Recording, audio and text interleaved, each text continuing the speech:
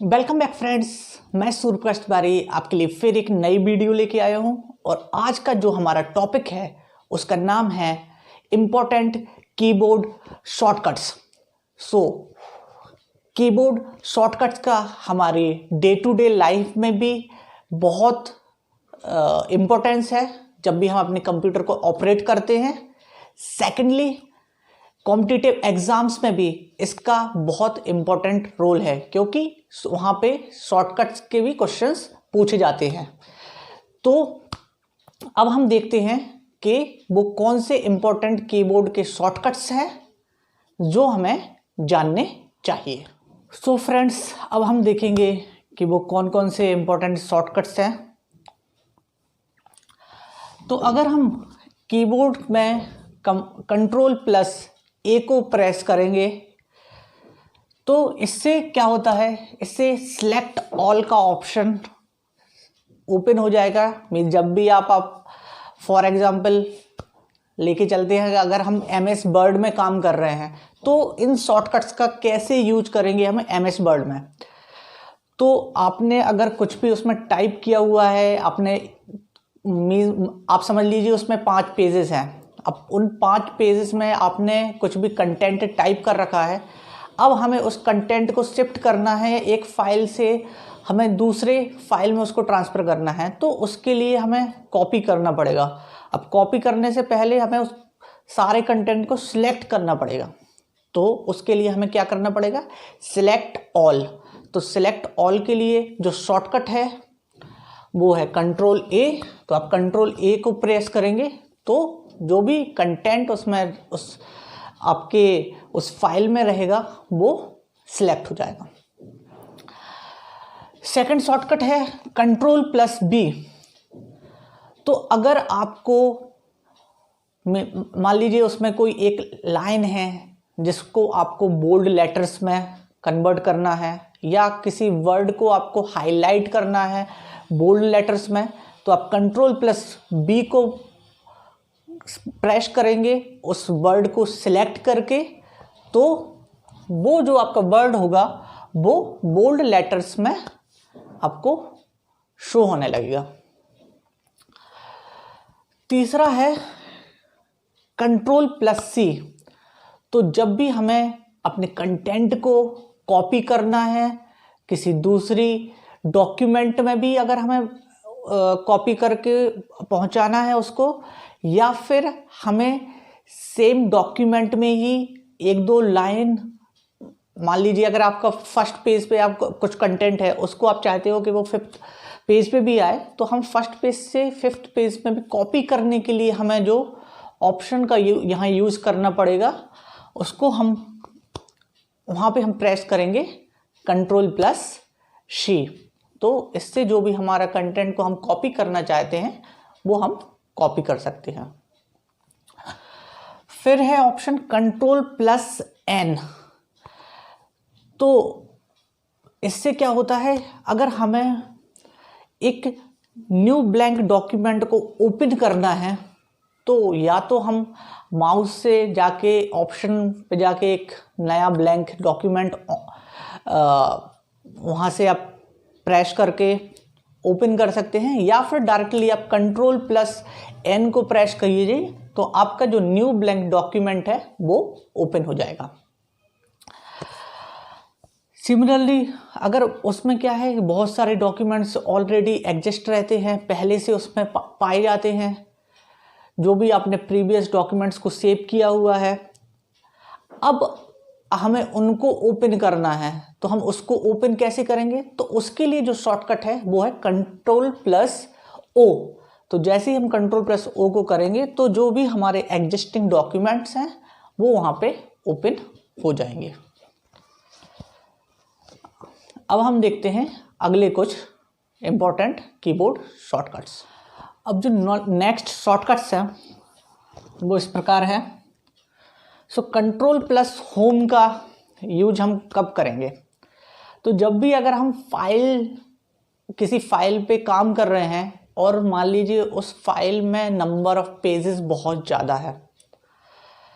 अब हमें उस फाइल के स्टार्टिंग में पहुंचना है तो या तो आप स्क्रॉल अप करते जाइए और हम उस फाइल के स्टार्टिंग में पहुंच सकते हैं, या फिर आप शॉर्टकट का यूज़ कीजिए और कंट्रोल प्लस होम को प्रेस कीजिए तो आप उस फाइल के बिगिनिंग पे पहुंच जाएंगे। सिमिलरली एक बहुत बड़ी फाइल है और आपको यूज़ करना है उस फाइल का कि आप उस फाइल को यूज़ कर रहे हो और आपको अब उस फाइल के एंड पे पहुंचना है।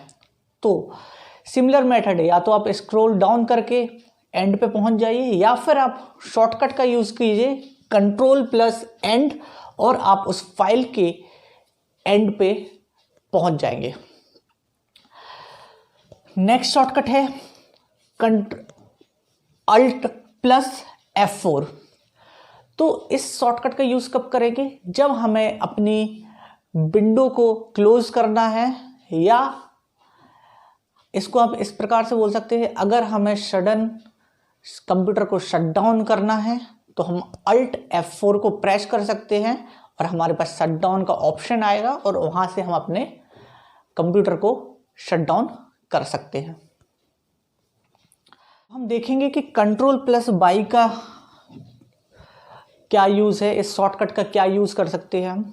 सो फॉर एग्जांपल अगर हम किसी फाइल पर काम कर रहे हैं और हमने उस फाइल में बाय मिस्टेक किसी चीज़ को अंडू कर दिया है, अगर हम किसी फाइल को एडिट कर रहे थे और गलती से हमने किसी चीज़ को अंडू कर दिया है, मीन्स उसको हटा दिया था, बट फिर बाद में हमें समझ में आया नहीं यार जो प्रीवियसली लिखा था वो सही था, अब उसको हम वापस कैसे लाएं।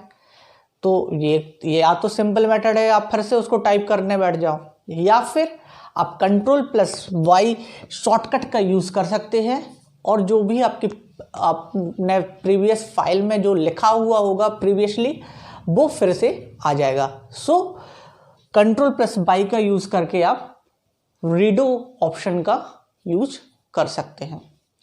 अब हम देखते हैं कुछ और इम्पोर्टेंट कीबोर्ड शॉर्टकट्स। अब जो नेक्स्ट शॉर्टकट्स हैं वो इस प्रकार हैं।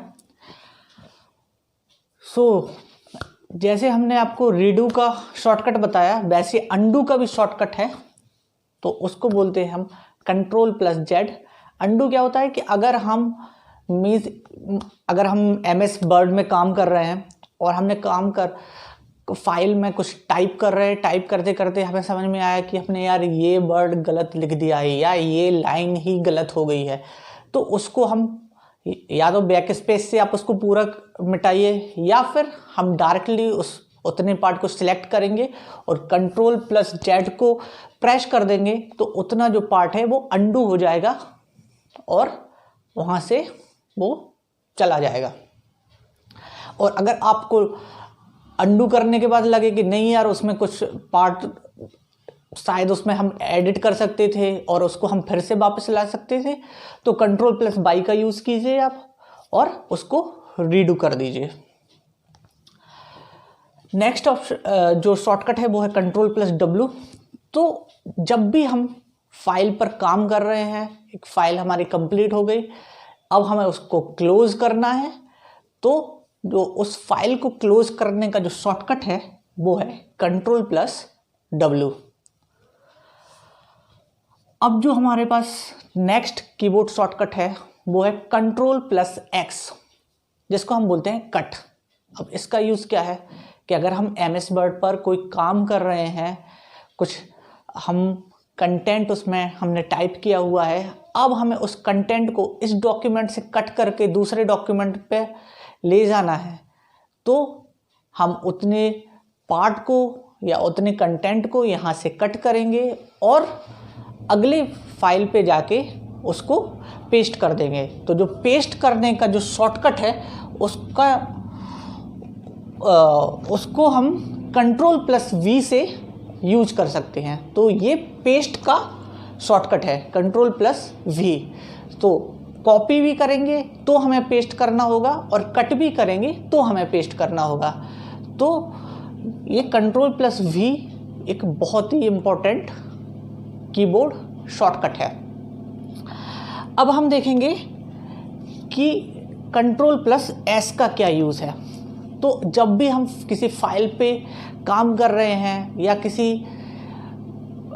मान लीजिए आप किसी फाइल पे आपने काम करना स्टार्ट किया, कुछ देर बाद आपको कोई इम्पोर्टेंट काम आ गया, आप उसको आपने फाइल को कोई नाम दे दिया और आप फिर कहीं चले गए, फिर जब आप फिर से बैठोगे उस एग्जिस्टिंग फाइल पर काम करने के लिए, तो फिर आपको अपना कंटेंट आगे सेव करना होगा। अब उसको सेव कैसे करेंगे, तो उसको सेव करने के लिए आप कंट्रोल प्लस एस प्रेस करते जाइए और आपकी जो फाइल है वो कंटिन्यूटी में उसी फाइल के अंदर सेव होती जाएगी वो।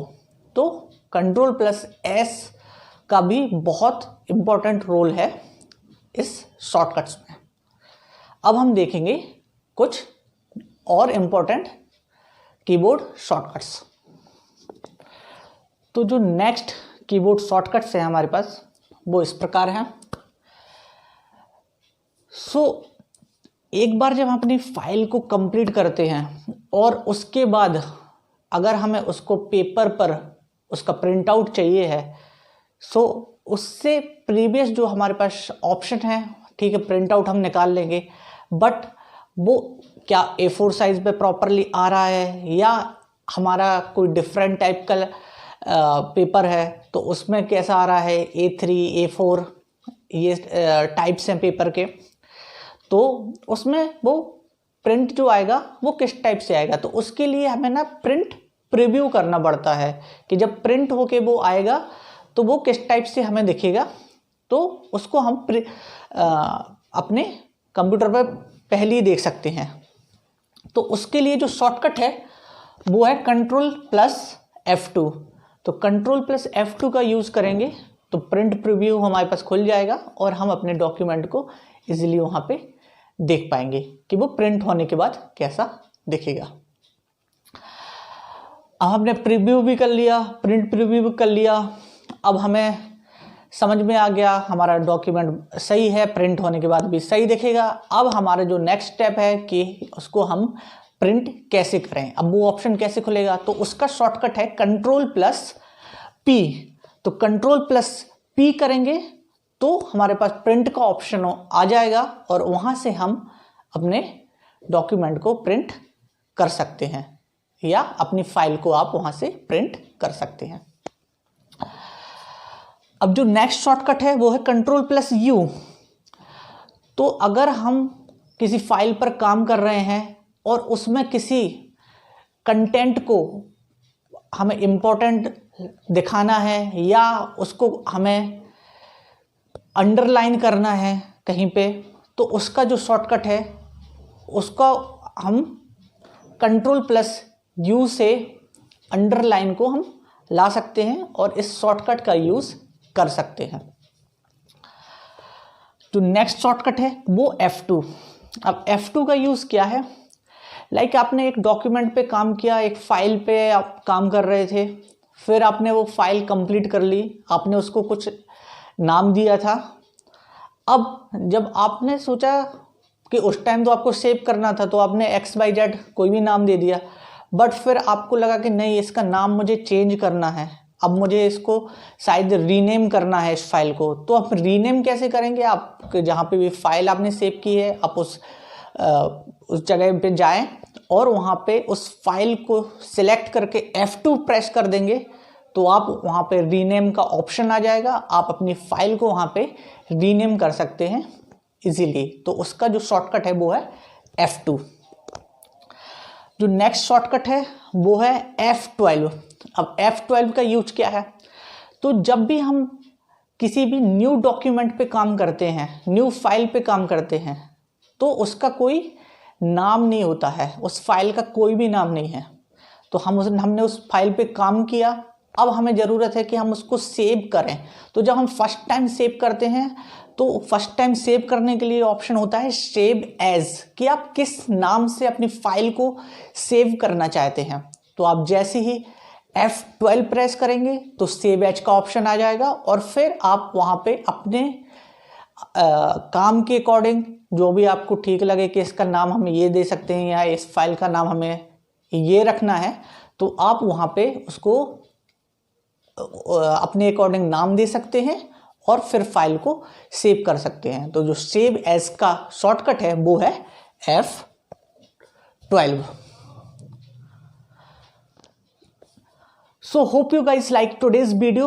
So please like, share and subscribe my channel. Thank you for watching this video. Thank you very much.